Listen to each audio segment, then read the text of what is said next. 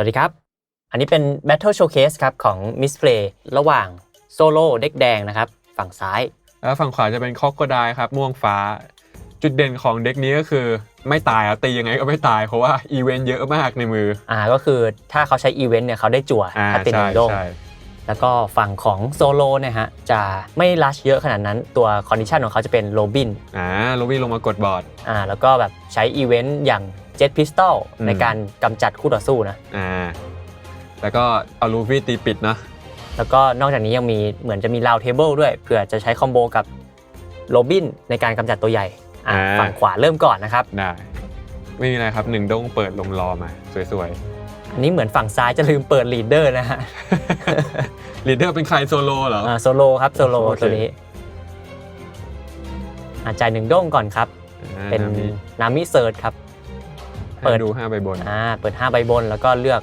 การ์ดหมวกฟางลงมา1ใบอีเวนต์ก็ได้เนาะได้เลือกเป็นลูฟี่ลัชมาครับคอส5ตัวนี้สีอื่นเขาจะไม่ชอบนะลูฟี่เนี่ยลงอีกหนึ่งเป็นนามิสตาร์เตอร์เด็กครับสวยเป็น2เปิด3ด้งแล้วเขาเปิดโซโล่แล้วนะครับ6,000 ครับลีดเดอร์ 6,000 ขอ 1,000โอ้เขารับการ์ดไปเล่นก่อนเลยครับเปิด2ด้งเนี่ยครับเพย์สไตล์เขาเป็นประมาณนี้จบเทิร์นแล้วจะเปิดด้งเหลือไว้เล่นอีเวนต์แล้วเขาติดคอโคไดไว้ตลอดนะจะได้จั่วแต่มือนี้ไม่ได้จั่วเพราะว่ามือยังเยอะอยู่คอโคไดได้จั่ว4หรือต่ำกว่าแต่เปิดไว้เล่นกันตายเพราะเลือดมันน้อยไงฝั่งสีแดงใจ3ครับลงโรบินมาแล้วครับลงมากดบอร์ดแล้วใช้1เลสด้งของนามิฟรีครับติดให้โซโลไป 6,000 ลีดเดอร์เลยครับมีนี่หรือเปล่าเดสเซอร์โอเวอร์ฮีทโอ้โหอันนี้สีแดงมิสเพย์จริงๆมิสเพย์จริง เหมือนว่าสีแดงอยากจะใช้เลสด้งของนามิก็เลยอยากใช้คอสไปก่อนใช่แต่ว่าดันเสียเลยแล้วก็ลงเป็นช็อปเปอร์บล็อกจบเทิร์นอันนี้สีฟ้ายิ้มแล้วครับสบายแล้วพัดขึ้นไปได้1ตัวแต่โซโลมันเก่งพอติด1ด้งแล้วนามิ 2,000 ยังไงก็วอลลุ่มเยอะติดแค่2ด้งให้นามิก็ 5,000 แล้วแรมอันนี้จ่าย4ครับเป็นตัวน่าจะติดคอโคได1แล้วก็ตีกันเลยครับไม่ติดด้วย5,000 ลีดเดอร์ขอ 1,000 ครับให้เป็นนามิเต็มมือเลยนะครับเป็นเทิร์นของสีแดงครับ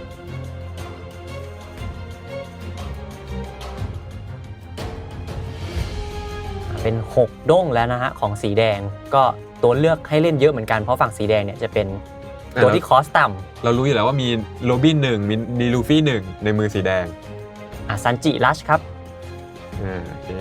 เอาเลสด้งของ Ability นามิมาติดให้โซโลแล้วก็ติด2ด้งให้ซันจิได้ลัชครับผมก็เป็นซันจิเป็นตี 7,000 เลยครับรับครับต้องรับแล้วแต่เขายังมีรอไว้บล็อกอยู่นะใช่โซโลจะใช้หรือเปล่าครับไม่ครับแบ่งไว้ให้นามิฮะนี่ไงวอลลุ่มมันเยอะขึ้นมาเลยมันตีได้ทีนึงครับขอ 1,000ได้รอบล็อกเลยว่ะเนี่ย 6,000 ลีดเดอร์เขาใช้แต่อย่างนี้เขาจะไม่ได้จั่วนะเขาไม่ได้ติด1ด้งเนาะใช่ครับแต่อย่างน้อยก็ได้เรียง3ใบบนโอเคอยู่พอเทิร์นหน้าเขาก็ได้จั่วอยู่แล้วแต่สีแดงนี่เต็มบอร์ดแล้วนะครับใช่จบเทิร์นครับเป็นฝั่งของสีฟ้าม่วงครับแต่สีฟ้าม่วงมีด้งให้เล่นเยอะขึ้นนะครับเมื่อกี้แรมเพิ่มมา1เหมือนเขาจะแบบเล่นกับด้งเยอะนะมีทั้งแรมด้งแล้วก็เก็บด้งนะใช่ 6,000 มาก่อนเลยครับซันจิต้องการ 3,000 บล็อกเปล่าโอเคช็อปเปอร์บล็อกไปก่อนครับ 5,000 ซันจิต้องการ 2,000 นะฮะโอเคยอมปล่อย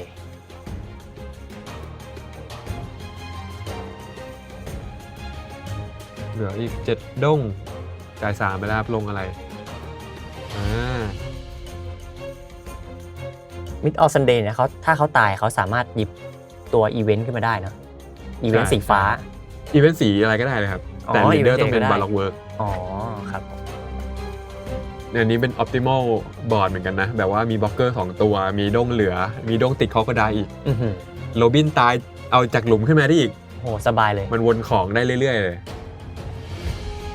ติดให้โซโลตีไปก่อนเลยครับ 6,000 ขอ 2,000 ครับน่าจะเดสเซิร์ตปะอ๋อบล็อกนะเก็บบล็อกละเก็บเดสเซิร์ต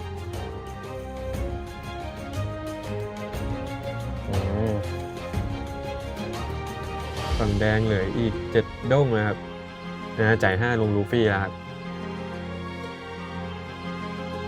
มาแล้วตัวทะลุบล็อกใช้ของนามิติดให้ลูฟี่1ครับแล้วก็ติดให้อีก1เป็นทะลุบล็อกรอบล็อกไม่ได้นะใช่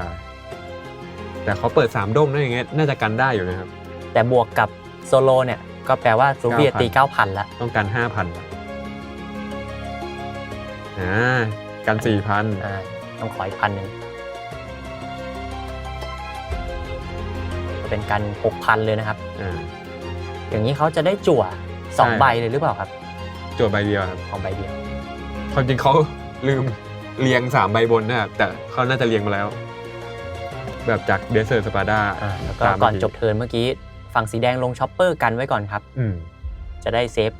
ลูฟี่ไว้โอ้โหยังตีไม่ค่อยเข้านะครับฝั่งสีแดงมันเป็นกิมมิคเด็กเนี่ยครับตีเข้ายากแต่ถ้าเข้าแล้วก็เข้าเลยนะ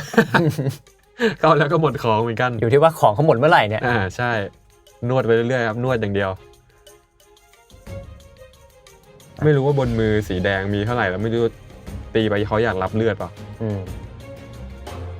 6,000 ลูฟี่กัน 1,000 ครับกันนิดเดียวเนี่ยลงเคาน์เตอร์ไว้ก่อนอาจจะเก็บช็อปเปอร์ไว้บล็อกแบบแรงๆหรือเปล่าแต่เราโรบินหายไปตัวนึงแล้วเราสบายใจขึ้นหน่อยนึง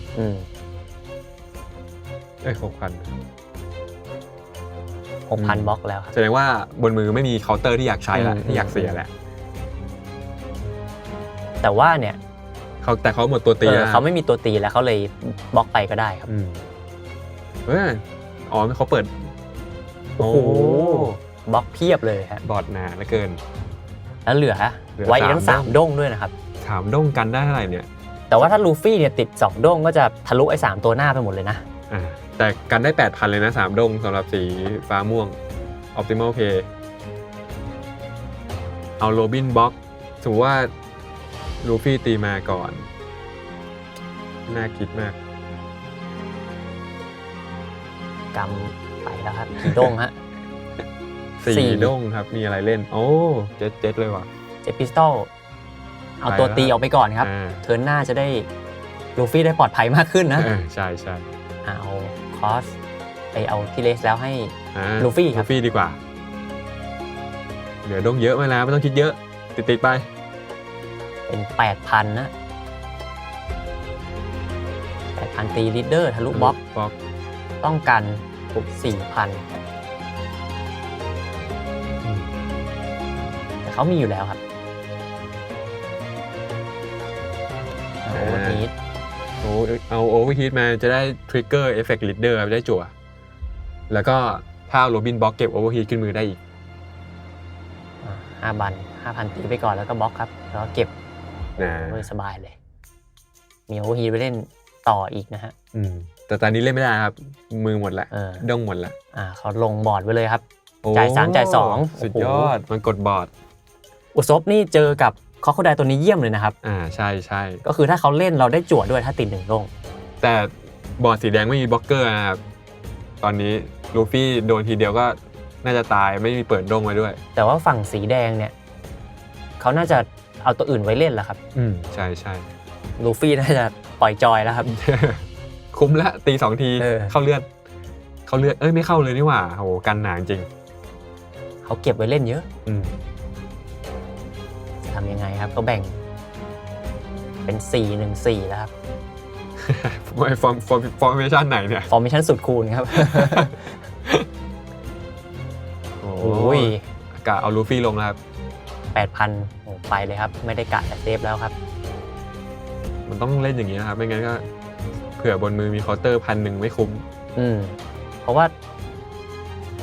มันก็ไม่มีตัวตีแล้วเนาะ ใช่เพราะเด็กนี้มันตัวตีน้อยมากส่วนใหญ่จะบล็อกยื้อแล้วรอตัวใหญ่ขึ้นมืออะไรอย่างเงี้ยครับ แจ็คครับผม แจ็คลงมาแล้วก็เพเชอร์บอร์ดไม่เท่าอ่ะโดนโรบินเคลียร์แน่นอน ถ้าฝั่งสีแดงนี่มีลดค่าพลังเนี่ยโอทามะเนี่ยก็จะเก็บแจ็คได้สบายเลยนะครับแต่ว่าตอนนี้ก็เก็บรอได้ตัวหนึ่งแล้วแหละถ้าใช้เนาะ ใช่ แต่เขามีเดสเซิร์ตในมือหรือเปล่าอย่างนี้ เดสเซิร์ตมัน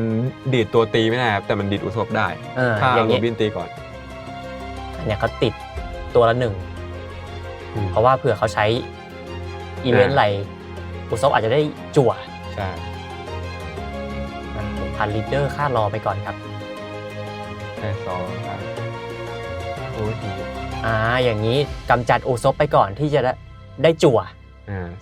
แต่สีแดงเสียด้งฟรี1นะครับติดอุศบไป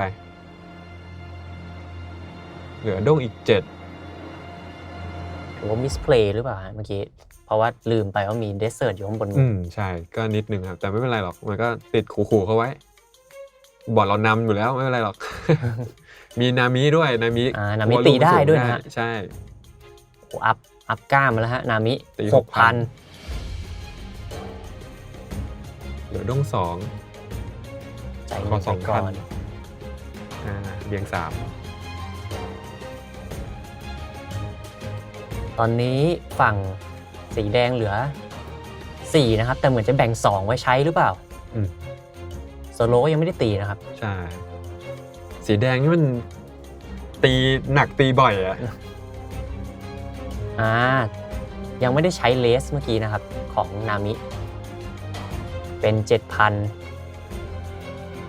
ตีไปก่อนครับ 7,000 เข้าสักทีครับยินดีด้วย ต้องเอามือมาเล่นแล้วหมดมือแล้ว อุศบลงมาอีกรอบครับติดไว้ก่อนเผื่อเขาใช้ เหลือด้ง1ครับ เหลือด้ง เหลือด้ง1เปิดไว้ เผื่อเอาไว้กันโรบินหรือเปล่า สีแดงด้ง1บวก 2,000 เนาะมีการ์ดที่เล่นได้ชื่ออะไรนะRadical Beam เพราะว่ามันจะกัน 2,000 เพราะว่าไลฟ์ยังไม่ต่ำกว่า2ใช่อาจจะมีในมือเปิดด้งไว้แต่ก็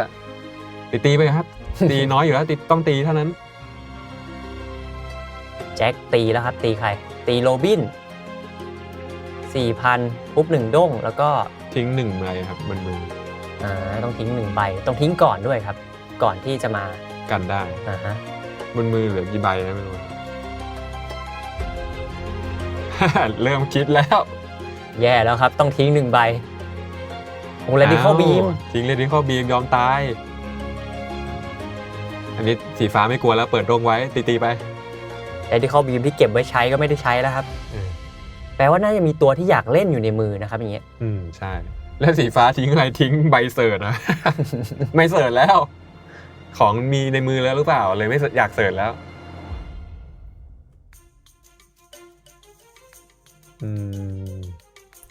ด้งยังเหลือเต็มเลยครับผมไม่ติดแล้วครับ 5,000 ตีเคลียร์บอร์ดก่อนครับก็ถูกแล้วนะเคลียร์บอร์ดค่อยๆเคลียร์ไปนี่มาลงตัวใหญ่แล้วครับ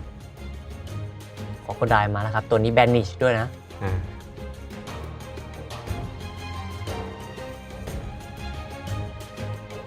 ตัวคอโคดายนี่จะสามารถใช้การ์ดน้ำเงินลบคอส1ด้วยนะอีเวนต์คอส1ฟรีเลยก็ได้สมมติว่าตัวเสิร์ชที่อยู่ในถังขยะนะสามารถใช้ฟรีเลยครับใช่ถ้าเอาขึ้นมาได้นะถ้าวนได้ไอ้คอโคดายตัวนี้มันเหมาะกับเด็กนี้แบบไม่เข้ากันนะมาแล้วครับนามิเมื่อกี้เพิ่งตายไปมาตัวใหม่แล้ว แต่อย่างนี้สีน้ำเงินก็คิดได้ว่าบนมือมันอาจจะไม่มีเคาน์เตอร์ใบเคาน์เตอร์น้อยลงนะเพราะเด็กสีแดงไม่ค่อยมีใบที่มันเคาน์เตอร์แบบบวก 1,000 2,000 เลยส่วนใหญ่สีแดงจะเป็นวิ่งตีเลยนะตีให้เร็วตีรีบตีให้มันจบไม่รู้สีแดงจะเซิร์ชอะไรขึ้นมือครับซันจิรัช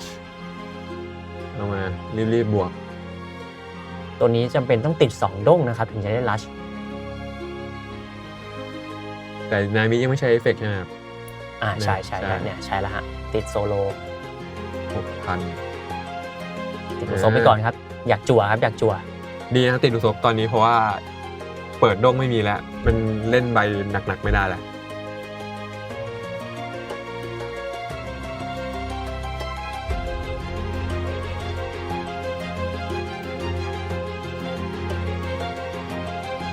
5,000ลีดเดอร์ไปก่อนครับ โอ้โหอุซบแม่งติดด้งเดียวมีวอลลุ่ขนาดนี้เพราะว่าโซโลเป็นลีดเดอร์เนาะ โซโลเป็นลีดเดอร์นี่อุซบนามิอะไรนี่เก่งขึ้นมาทันทีเลยนะฮะ จริงใบแบบกระปิดป้อยมีพลังตีหมดเลย ได้ลัชแล้วครับตี 7,000 ครับตอนนี้ 7,000ลีดเดอร์ บล็อก บล็อกไปก่อน รอได้ทำหน้าที่แล้วเหลืออีก4ด้ง นามิติดแล้วฮะ เนี่ยติดแค่ด้งเดียวตีแจ้งเลยครับ ขอเคลียร์บอร์ดขอ1,000ขอซื้อหน่อย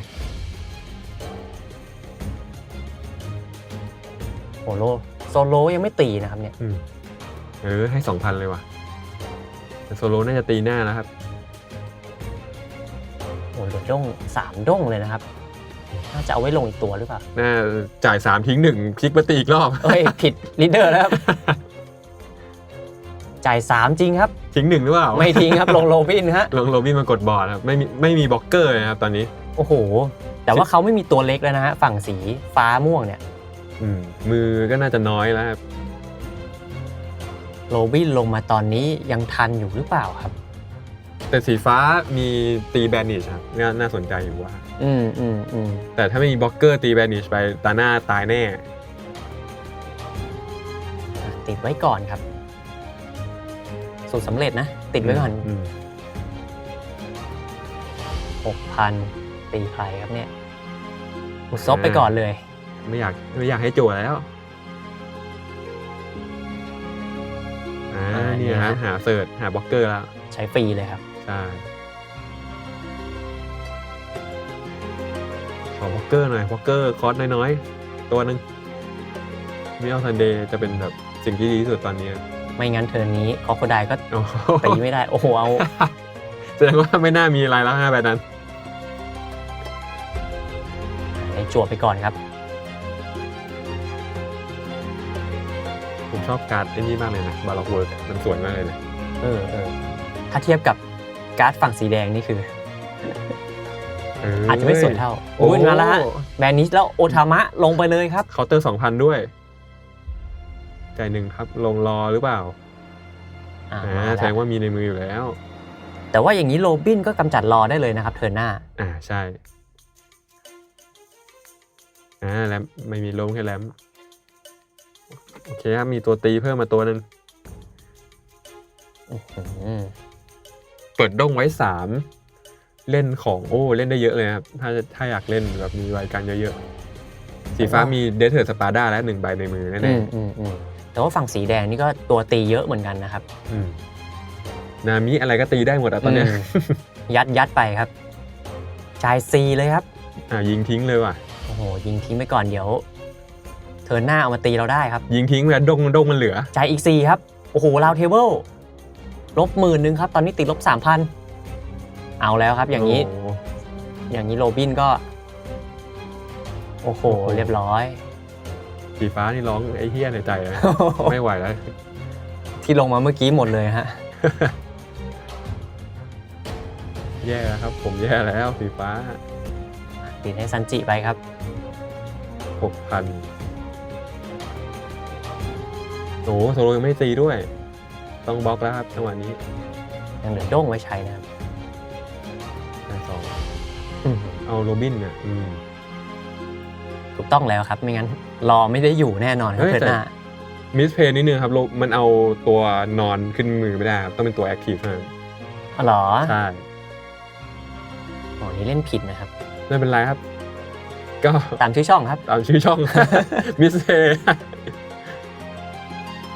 แต่เมื่อกี้ก็เอาตัวไหนขึ้นมือไม่คุ้มนะครับนามิเสิร์ชก็ไม่คุ้มนามินั้นก็ไม่คุ้ม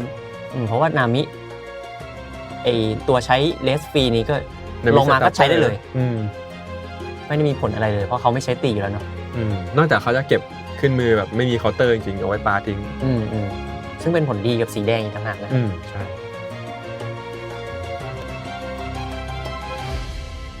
โอ้มิสเตอร์ทูที่ทำอะไรได้นะครับตอนตี on attack แล้วก็ดู5ใบบนเอาอีเวนต์สีฟ้าขึ้นมืออีเวนต์บาล็อกเวิร์กแต่ส่วนใหญ่เอามาปาเคาน์เตอร์ 2,000 ครับน่าจะไม่มีอะไรเล่นแล้วตอนนี้ก็เลยต้องลงมากดบอร์ดไว้โอ้เหลือด้งไว้เยอะมากครับถ้ามีไอ้ขาแดงซันจิเนาะเดียโบอ่ะก็น่าจะจบแล้วครับตอนนี้แบบทะลุบล็อกได้หรือไม่มีลูฟี่ตัวหนึ่งก็จบแหละบอร์ดสีแดงนำมากเลยครับตอนนี้นามิกินเวย์ครับเขาไม่ลงนะครับโหแต่ด้งเปิดไว้โตเอ้าบล็อกอย่างนี้ในมือไม่น่ามีอะไรแล้ว 6,000 ตีไปเมื่อกี้โอ้โหกินเวย์มาอีกแล้วครับไม่กล้าเล่นอะไรแล้วอันนี้กี่ใบครับเนี่ย1 2 3 4 5น้ำ10,000เลยฮะการกลัวตีอีกรอบหนึ่ง10,000หรือ9,000น่าจะ 9,000 โอเคกันอยู่นะครับกันอยู่จ่าย3ลงโรบินหรือเปล่าอย่างนี้มาอีกแล้วครับตี2ที่ต้องขอบล็อกเกอร์นะบล็อกเกอร์เยอะๆไม่ก็คอสสูงบูลเลตอะไรเงี้ยครับโอ้โรบินเกมนี้นี่ได้ใช้ ability บ่อยมากนะครับ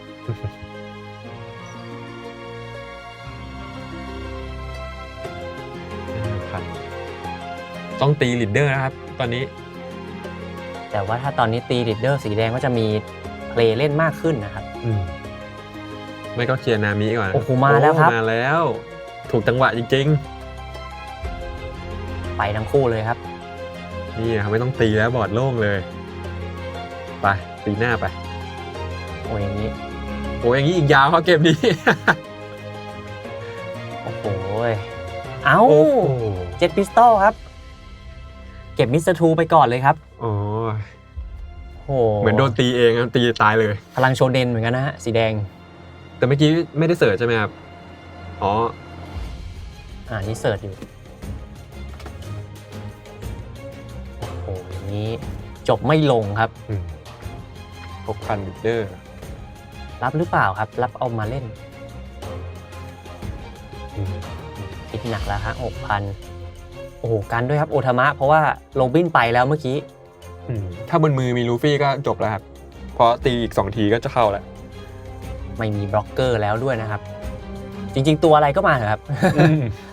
ไม่ต้องลูฟี่ก็ได้ครับ1ลงมาอีกแล้วครับลงมาก่อนลงฟรีก่อน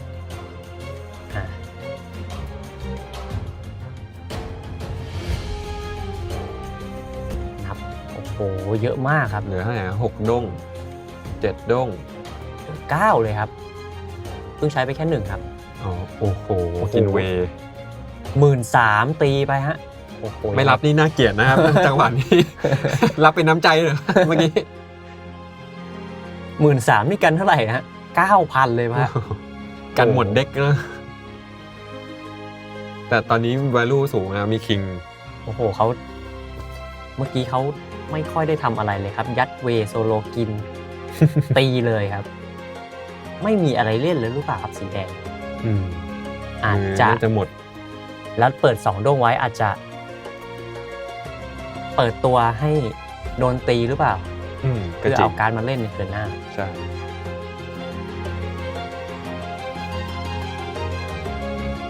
ด้ง9นะเขาติด1ด้งไว้กับเขาได้ตลอดเวลาเลยแต่เรารู้ว่าบนมือสีฟ้ามีมิสซอซันเดย์แล้ว9,000 มาก่อนรับไหมฮะรับน่าเกลียดไม่รับอ่ะซื้อขนาดนั้นแล้วยอมให้เขาหน่อยทิกเกอร์อีกป่ะเนี่ยนานขนาดนี้เพราะว่า 9,000 เนี่ย 9,000 ต้องการ 5,000 แล้วมันตัวที่เหลือ2ด้งอาจจะเป็นเลดฮอคที่กันได้แค่ 4,000 นะครับใช่สีฟ้าตัวใหญ่อีกแล้วฮะคอร์ส6คิงอีกตัวป่ะครับโอ้โหทุบแรงมากฮะคุ้มไหมเนี่ยอยากจัว อยากจั่วครับอยากจั่ว อยากจัว โอ้โหมือแปลว่ามือไม่ดี ผมนึ มาก ก ว่า เลย เขาจะ นะ ลงมิสออซันเดย์มาดักไว้6,000 โอ้โหจบไม่ได้ โอ้ไม่ ครับ ตีดีกว่าครับเธอนี้ โอ้โหตีไปด้วยแล้ว โอ้ไม่น่าตีเธอนี้ความจริงเก็บไว้ตีเธอหน้า ลงมิสออซันเดย์มากันอะไรเงี้ย อย่างนี้จริงๆเมื่อกี้เหมือนสีแดงจะกันก็ได้ครับ แต่เขารับไว้เพื่ออาจจะอยากจบในเทิร์นนี้หรือเปล่า อยากมีเพลย์เล่น โอ้10 ด้ง จ่ายมา น้อง ลงแชงค์มา จริงๆผมว่าเอา10 ด้งยัดโซโลก็ชนะแล้วครับ แชงค์ต้องมาแล้วตอนนี้แชงค์อ่ะ ติดไว้ก่อนครับ ตามสูตร ผมอยากเห็นแชงค์มากเลยว่ะ จ่าย3ครับโอ้โหโซโลลัชอีก อ้าวโอ้ ติด4 โหมันต้องคิดเยอะแล้วจังหวะเนี้ย เป็นหมื่นนึงติด3ครับ ไปเอาด้งฝั่งตรงข้ามมาติดก็ได้ 9,000 โอ้เรียบร้อยครับ เรียบร้อย 9,000 ครับ จบแล้ว กันไม่ไหวจริงๆครับมีเลดฮอกบนมือจริงด้วยโอ้โหก็จบไปแล้วนะครับเกมเมื่อกี้โชว์เคสสีแดงกับสีฟ้าม่วงนะฮะ ใช่แบบสูสีมากเมื่อกี้ ถ้าสีฟ้าเลือกที่จะเล่นมิโลซันเดย์นะ เอาไปบล็อกแล้วก็เอาใบอีเวนต์ขึ้นมือสักใบหนึ่งก็น่าจะแบบรอดไปได้อีกตาหนึ่ง เมื่อกี้ถ้าถ่วงไว้สักหน่อยสีฟ้าน่าจะอยู่ได้อีกนะฮะแต่ว่าทุบแรงไปหน่อยทุบนามิ รีบไปหน่อย อ่า จังหวะสุดท้ายถ้าลีดเดอร์ไม่ตีเข้าเลือดเนี่ยก็ใบอาจจะไม่มีใบเล่นก็ได้ จริงครับ อืม ก็ประมาณนี้ครับสำหรับโชว์เคสของพวกเราสามารถติดตามได้อีกนะฮะกดไลค์กดแชร์มาคอมเมนต์กันก็ได้นะครับกับช่องมิสเพย์ของเราวันนี้ลาไปก่อนครับสวัสดีครับ ครับ สวัสดีครับ